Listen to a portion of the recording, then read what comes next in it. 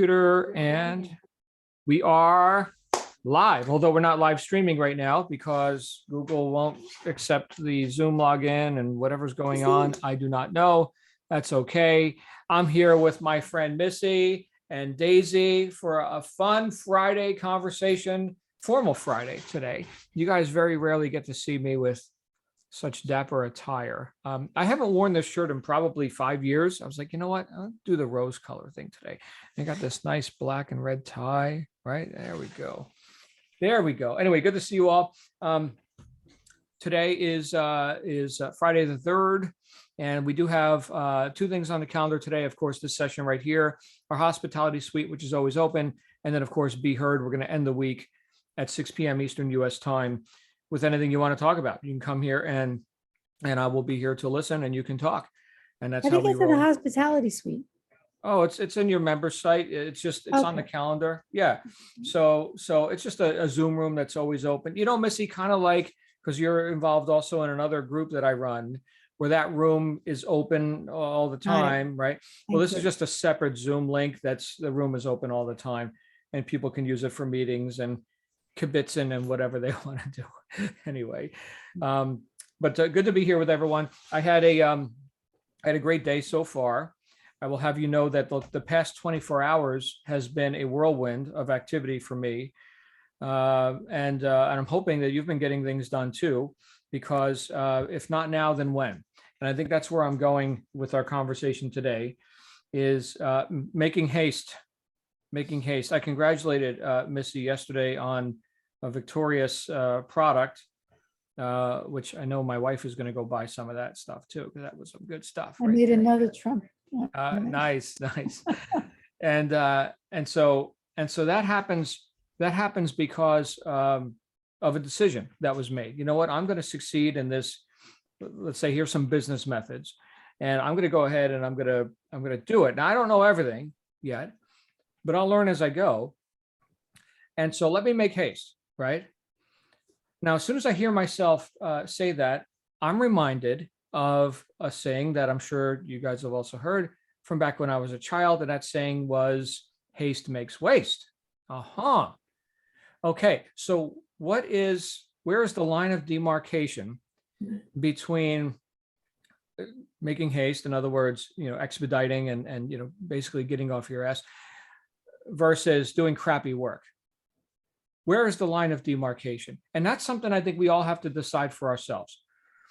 There is this thing that I've been plagued with much of my life called perfectionism. Anyone else? No, just me. Okay, no, not you, just me, right? I'm more perfect than anybody. I have to be more perfect than anybody, right? Where did I get that from? Right, I see you, Missy. But where did I get that from? Who sold me that bill of goods? That's an interesting one. Because I grew up, and this is just for me, you can relate to this, or you could say, hey, my experience was totally different. But I grew up in a rather overbearing environment where my best was never good enough. Not in school, not in the household, the family, right? And being compared to this or that person, right? And we know where comparison leads us. Well, maybe you do, right? Leads you to never being enough. We can compare our insides to other people's outsides, and we could say, oh, wow, they're so great. Oh, not me, right? All this self-deprecation, discounting one's own worth because of appearances outside of us. Now, that other person who may be further along on the path, they may be, 10 years further down the road than you. I was having a game with my daughter yesterday. Anybody know what a Nintendo Wii is? They used to sell these things called a Wii. It's like a little game console, very basic graphics, but lots of fun games, right? And we were playing Nintendo Wii Sports, and tennis was the game. And I beat her again and again and again. And then she beat me on a match. She's like, did you let me win? I was like, no. But the thing is that I told her, look, I got 40 years more experience than you at, eye-hand coordination and timing. And, so, I'm going to and we had fun and whatever. Now she's old enough where I don't have to let her win anymore, because when she was a toddler, right, we'd have little board games and stuff, and a lot of that stuff is just based on luck. You roll the dice, you move the piece, and she would tend to cheat. She would tend to, yeah, and she always wanted to change the rules like mid game. And sometimes we'd let that fly. And the older she got, we were like, look, it's just not fun for other people if you're going to change the rules mid-game and cheat and all this. And so she matured. But there's a while there, yeah, let her win, and she would light up like, oh, I won, I beat mommy and daddy, right? And now, at 11, and she's a very mature 11, probably because we've treated her like an adult. We never did baby talk and stuff like that. But still, there's the tendency to compare. She's very competitive. That can be a good thing. And it also can be a source of self-deprecation. And how are you going to beat your father, who's 40 years older than you and 4 years more experienced? Okay, we're not talking about actual tennis, physically running around the tennis court. If that were the case, I don't know, she might beat me. Probably not. But but the idea that we have to be better than, and if we are consistently comparing ourselves to others because we've been sold this idea that we're not good enough, that's a pretty rough trap. I heard Brian Tracy once talking about, you guys know Brian Tracy, motivational speaker, and published a lot through Nightingale Conant. The Psychology of Achievement was one of his most famous ones. But in this lecture, he talked about the internal dialogue of I can't, right? And people walk around with that throughout their lives. I can't. And then on the other side, there's this other internal dialogue. I have to. Right? And then he said, the worst of all is when you combine the two. I can't, but I have to. I can't, but I have to. Talk about neurosis, right? So back to this idea of haste makes waste versus, hey, let's make haste. Let's get on with it. I think the line of demarcation, which is so relieving for me, is when I can compare myself to myself, when I can just look and say, here's my stats up to this point. Here's where I'd like them to be. I'm not even looking sideways at what you think or what you've done or not done or any of that. So it's me versus me at this point, which at that point, I kind of like me. So I don't want to be antagonistic towards me. I just want to exceed, my prior best. And so what a relief. Why do I say that's a relief? Because I'm no longer comparing myself to what other people may or may not have, or what I should have, or any of that other stuff. Any of that I can't or I have to stuff.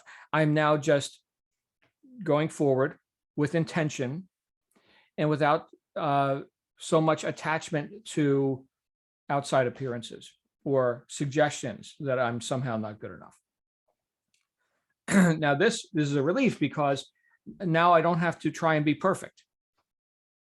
Now I don't have some imagined benchmark like the airbrushed pictures of the supermodels on the cover of the magazine, right? This false reality kind of a thing, which I can't attain. Okay, I will never, no matter how hard I try in real life, I will never be a supermodel like the one you see on the magazine. I know, Mandy, you may disagree. Okay, you think I'm a supermodel. I know, but because it's the tie, you see, it's the tie. But the but the imagined perfection is not what I'm comparing myself to anymore. What a relief. Now I can just get on with it. Yes, now I can make haste.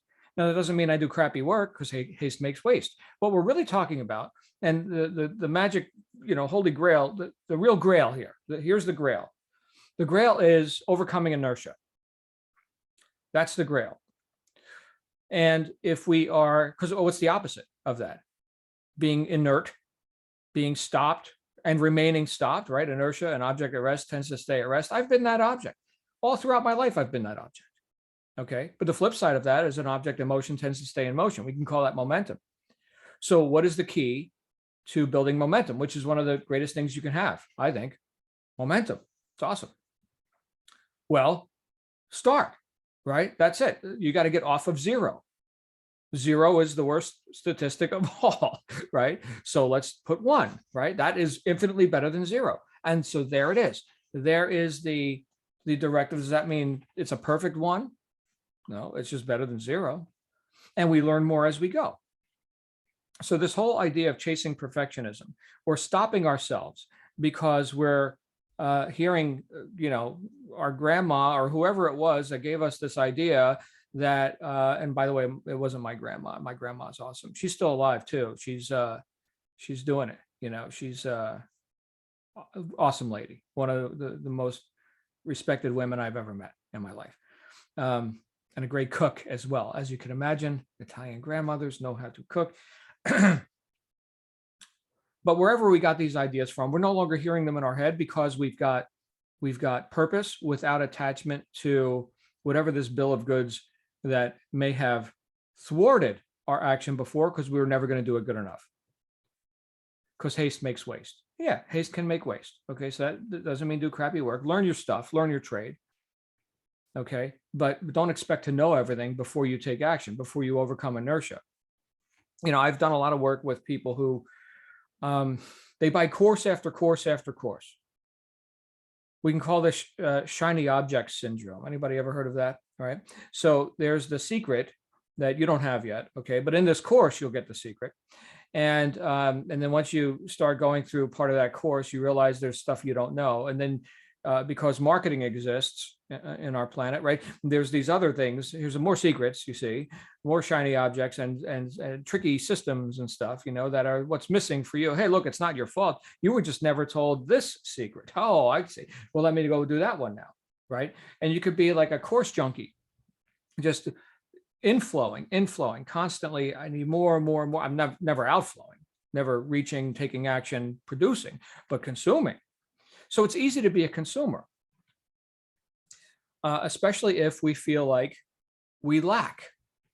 So there it is. There it is. That whole idea of comparing your insides to other people's outsides. And look, I love a good sales pitch as much as anybody else. I was telling somebody just yesterday, I once went to a timeshare presentation just to hear the sales pitch. I hear these guys can sell. And it was a really good sales pitch. So good that I wound up buying it. But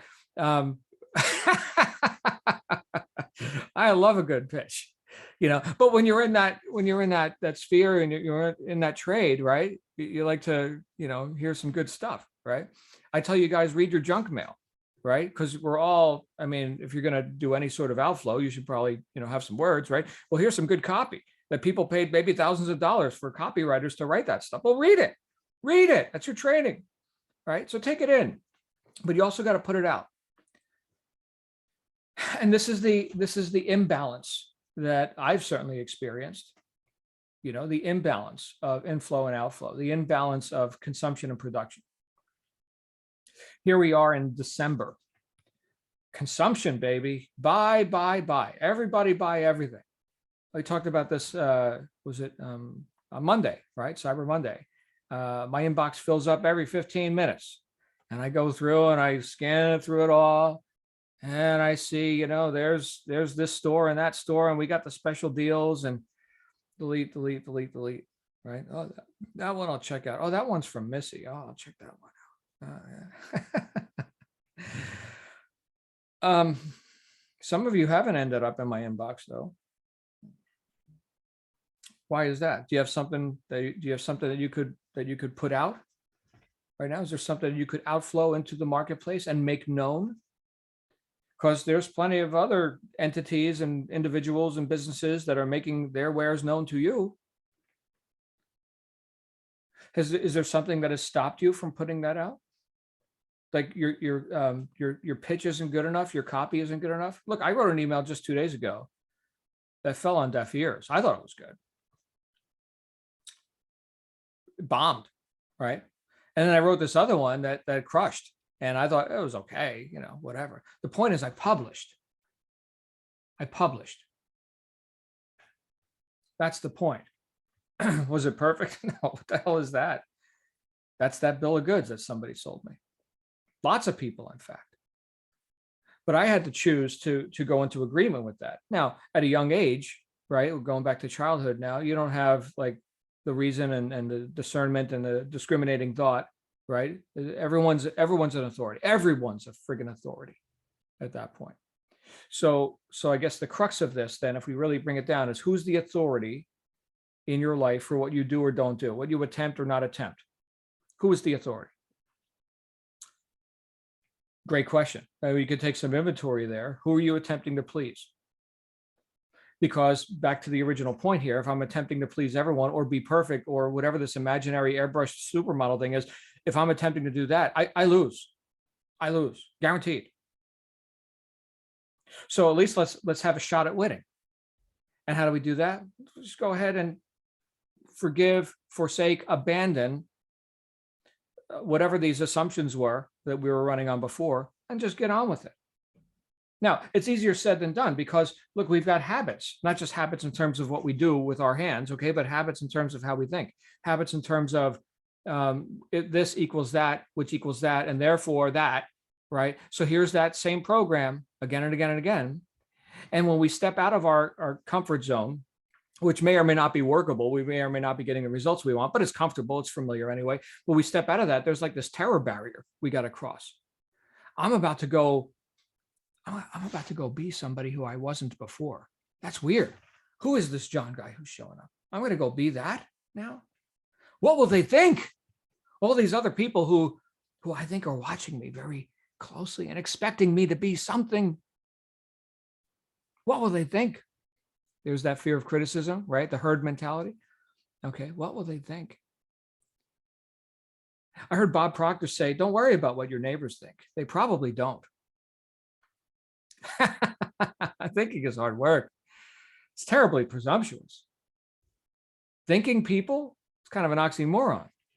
And what are most people interested in? Well, themselves, staring at you, right?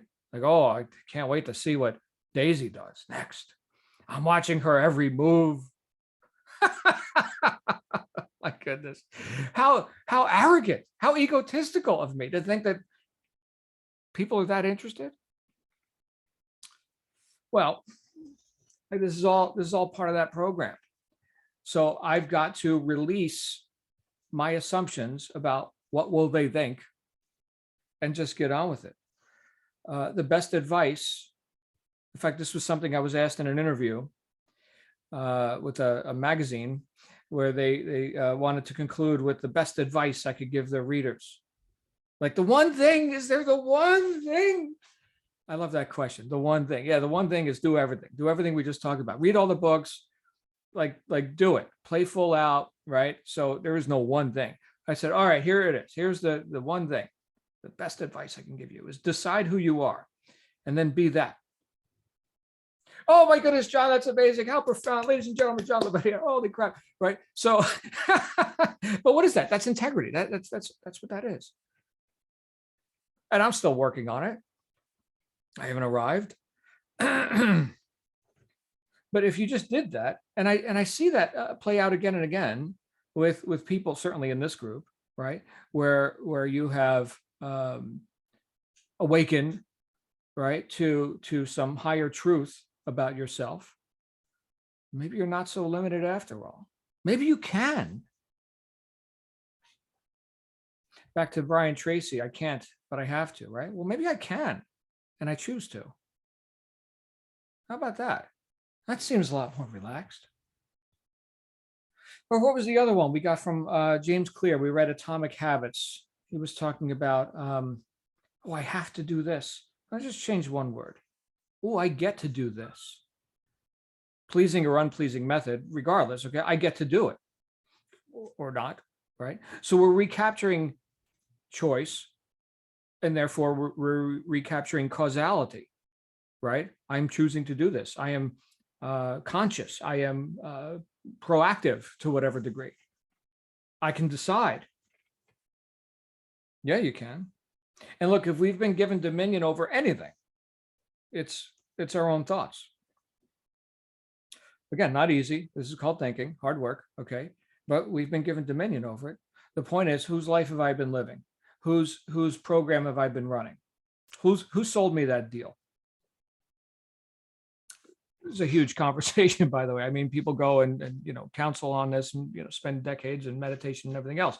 So, so I'm not here to tell you that you're healed. The laying on of hands and the speaking of tongues. Okay. But in theory, right, and in actual practice, and by degree, you could see workability in these ideas that we're talking about here. And you could see it in your own statistics, in your own life, in your own production. It's time to produce. We're coming up on a very auspicious time of year, the turning of the calendar, and people tend to, well, not only buy everything this time of year, right, because 'tis the season to buy stuff, but also people tend to make decisions this time of year. And I've been down in the mouth on people who do, the New Year's resolution and nothing more. Okay. If it's just a New Year's resolution and nothing more, then it's just talk. Ralph Emerson said, of what use to make heroic vows of amendment if the same old lawbreaker is to keep them? So I'm with that idea, right? I believe you have resolve now, or you don't, you do or you don't, right? I don't need the calendar to tell me now, today is the day to have resolve all of a sudden. So I think that's, often cheapened, the whole idea of a resolution. But some people actually do become resolved. And I think after the year or two that a lot of people have just had, I think they're probably ready to actually have some resolve. So for those of you who are in the business of assisting others in some way, of producing, providing an opportunity or something, I think there's a lot of fertile ground right now. For those of you who are involved in some way of lifting people up, I think a lot of people are wanting to be lifted up. They want allies. Does anyone not like having allies? Right? I think a lot of people are looking for answers. And if you're a person who provides answers and solutions, and it's different strokes for different folks, but I think you can certainly, and you deserve to, you probably have to, outflow something, promote something, make known what you're doing to lift people up. When we get into the phenomenon of volunteerism and money and exchange and capital and all that, one thing that we can look at again and again is that when someone feels elevated because of the product or the service or the opportunity or whatever it is that's included in your offer, when that is something that would increase them in terms of their life, their emotional state, right? That's when they tend to exchange with you. I've shared this with you guys before, is that all sales, right, is based on emotion, not logic. Emotion. So how can you lift other people up? How can you impress people with increase? How can you make known that you're the advancing man or woman, and anyone who does business with you gets to be also on that path of advancement? And this could be something as simple as what it says on your coffee cup that you're selling them, or it could be something that's a completely life-changing opportunity with your marketing business, or it could be that you've eased their troubles with your professional services, like the e-commerce reporting that Mandy does, right?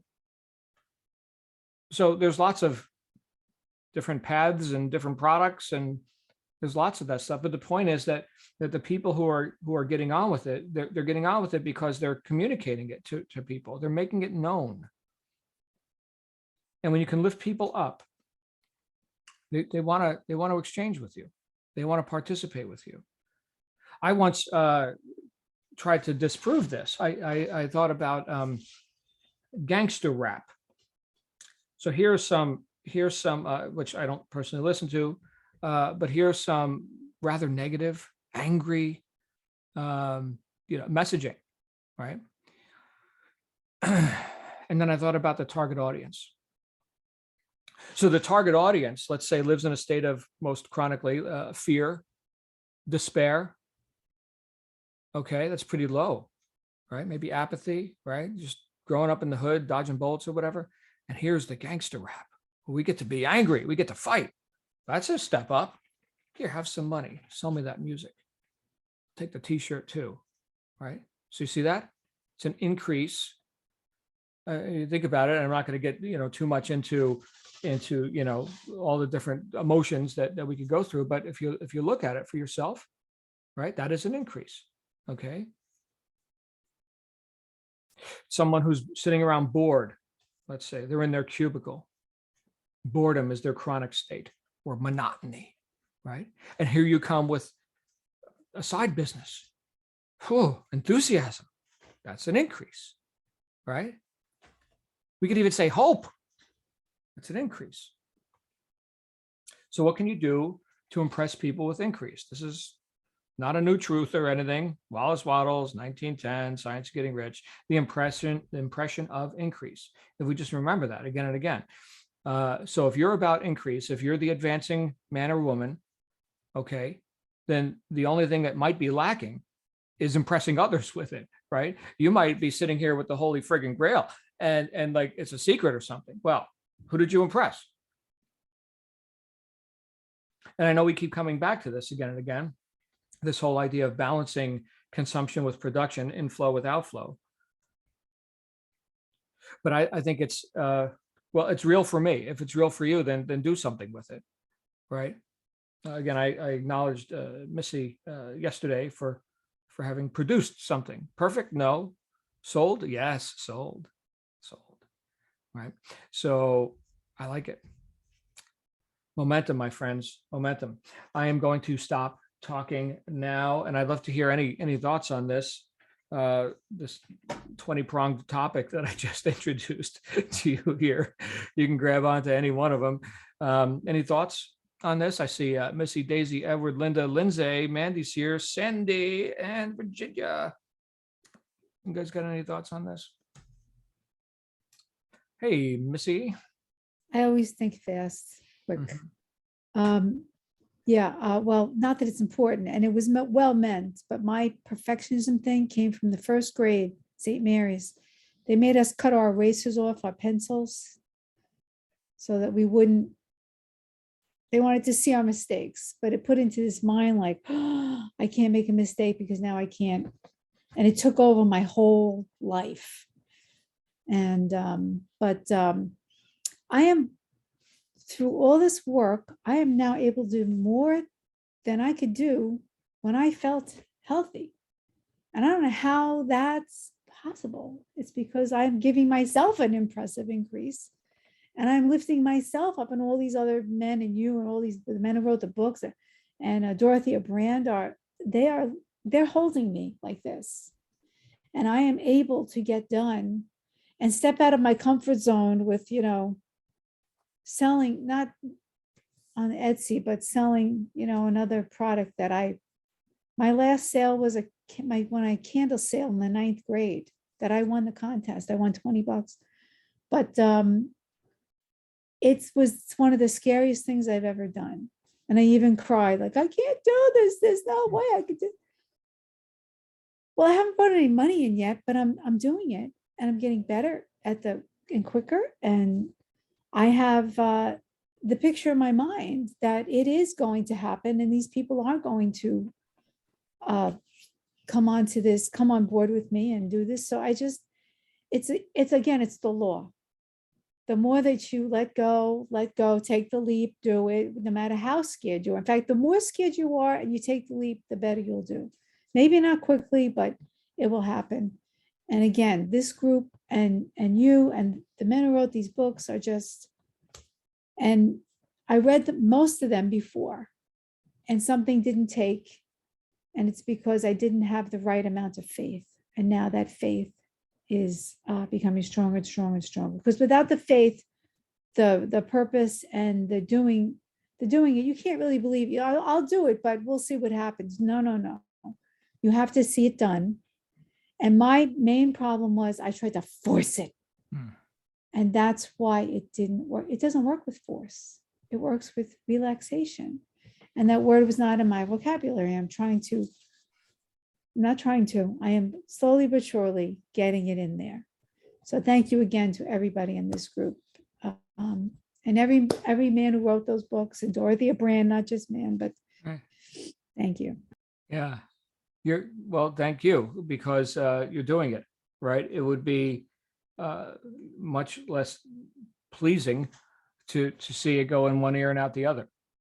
For me, it would be much less pleasing, right? So when we look at what effect are we having and whatever contribution we're making, we like to know that, we're doing good work, right? So in this case, all I can say is thank you, because look, the truth was always there, right? So so who's showing up to put it to work? Hopefully me. And thank you. Thank you. Let's go to the wonderful and awesome supermodel from England, Mandy Anderson. Hi, Mandy. How are you? Oh, hi, John. Great introduction. I'm not sure it fits it, but yeah, There you it's the go. dress up day, isn't it? You're always radiant. Wearing a You're dress, but it's radiant. dress up day. This is so pertinent to me. And I agree with everything Missy just said as well. That was what you said was brilliant. All the books and everything. So this last year and a half has been a huge learning curve. Sorry, my phone keeps going off with messages going through to everything. I'm going to turn it off for a sec. People hoping to buy something, I think, right? No, not yet, but another social media site. So my limiting beliefs have had me back for quite a long time. But I've now, and I'm one of the people that has chased a few shiny objects, but I'm on my last one, and the last one has really helped me. And so I am now getting to the point where I am going to go past that fear, and I'm going to launch the reporting business, and it's going to be in January, not for a New Year's resolution, but because it just happens to be in January. So between now and then, I'll be launching it, and I'll be doing an event, and it's all about understanding the reports and how they can help you in Amazon, and it's Amazon to start with. But that isn't the reason why I was saying this. What I'm saying this for is because the things I've learned over the last year and a half from all the books and everything else is that, as you've said, it's not going to be perfect when you first start it, because it can't be, because you're not going to be perfect, because you have to start it. And when you start it, you're going to get better as you go through, because everybody gets better as they go through. So I've done 4 Facebook Lives now in another group, a safe group. But the first one took me 3 hours to get the courage up to do it. And the second one took me an hour. Right. And it was much, much easier. And it does get easier as you do it. And you have to go through that fear. And it's not an easy thing to do, but you have to go through it. And that's it. You want to get rid of the fear when you start, but you can't get rid of the fear until you do it. And by doing it is what gets rid of the fear, like Missy was just saying. And so you have to really want it. But and that's what keeps everybody held back, because you do have the fear of success, the fear of failure, the fear of criticism, and all the limiting beliefs that are there. But unless you go through that, you're not going to come out the other side. A lot of people want to control the future. Even now, they want to know how it's all going to evolve, how it's all going to work, and what's going to happen. And you don't know that, because you don't know until you do it what's coming out of it. So it's all about just trying it, isn't it? Try it, do it, change it, do it again, and just keep going through it. And so I would say, you have to just stay in the present, do what you think you're going to be doing, and then as it happens, you can correct along the way. Like they said in that was psycho-cybernetics, wasn't it? So you're going there and you just correct it and you tweak it and get back onto that path that you want to get back onto. And one person said something about the shiny object syndrome, which I thought was really good as well, which is that there's three ways that you go through when you're learning something. You go through foundation, acceleration, and elevation. And what happens if you're doing something where you get the foundations and then the next course is adding on to what you've already done, then you're moving into the acceleration phase, and that's okay. But if you go for something else that's new, you go back to the beginning of the foundation stage, because you're now learning something else again, and you just stay in a loop in the foundation phase, and you never actually get through to the acceleration phase, which is what's next. And that's why the shiny object syndrome is so dangerous, because we can use it as an excuse to just stay there and just keep going back to the beginning and not actually then use it to move on. And that's what it is. That's why they don't want you to keep doing shiny objects. And I am the authority now on who does it and what it is. I'm not listening to my sister or my parents or anything else. It's down to you to be the authority, to just say, I am going to do it. It's up to me. And yeah. And there's just one thing that I would say, and I hope you don't mind me making this what would you call it, recommendation. But if there is anybody who is really finding it hard with the limiting beliefs, check out Chandra Sumter, Heart Core Leadership. I'm doing it for 3 months. It has been amazing. It will help you so much. It's not easy. It is definitely not easy, but it's like a course I've never seen. Get you to the other side. Check it out. Because I had that last bit where I just could not do it because of my limiting beliefs that were holding me back and making me do other things. That does take you through it. So yeah, out and good luck to everybody here. You can do it. Beautiful. Thank you, Mandy. And you're doing it. So I'm excited to see what you're producing in January. And congratulations on, I mean, you mentioned 3 hours to prepare to do a lecture or something, and now it was just 1 hour. So you got 3 times faster in terms of your preparation with one iteration, one more iteration. It was getting me nerves. It was putting it off until the last minute when I had to do it. I had to do it at a certain time. And so this time I didn't. And I just, yes, I know what to do now. I can do it. Let's just go and do it. So, right. That's beautiful. Beautiful. Congratulations, my friend. So glad you're here. Thank you. All right. Anybody else? Any other thoughts on this? I guess the title of today's talk is Who is Your Authority? I guess that is it. All right. Well, cool. I'm going to be back here with everyone at 6 p.m. Eastern US time. If anybody has some ideas you want to share with me, I'm all ears. In the meantime, let's have an awesome day. It's a fun day. I'm going to go ahead and get some food. Today was leg day for me in the gym. Legs always, take so much energy. And then I just eat and eat and eat on leg day. So I'm going to go eat now. So I thought I'd share that with you. I'll see you guys back here real soon. Have a great rest of your day. Bye for now. Bye-bye.